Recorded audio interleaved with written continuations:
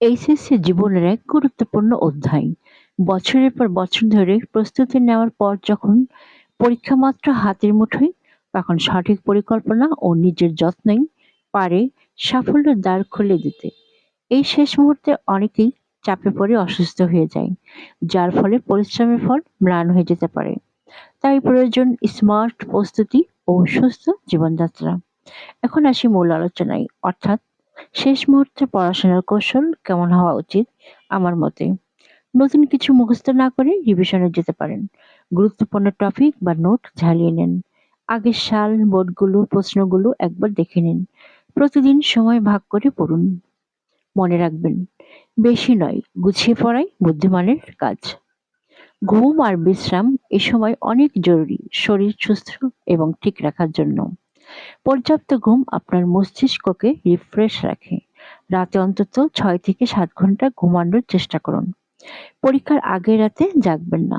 ভালো ঘুমই ভালো ফলাফল আনতে সাহায্য করে। সঠিক খাবারের দিকে নজর দিন। পুষ্টিকর খাবার যেমন শাকসবজি, ফলমূল, ডিম ও বাদাম খান। চা কফির অতিরিক্ত ব্যবহার পরিহার করুন। পর্যাপ্ত পানি পান করুন। ডিহাইড্রেশন মনোযোগ বিঘ্ন ঘটায়।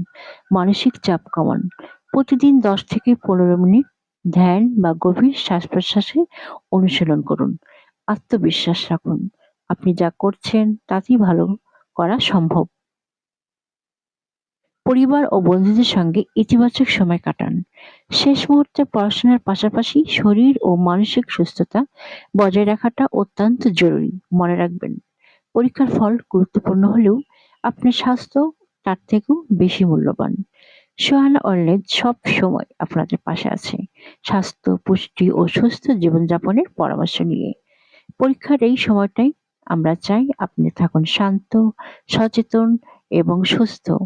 আপনার সুন্দর ভবিষ্যতের জন্য রইল শুভকামনা।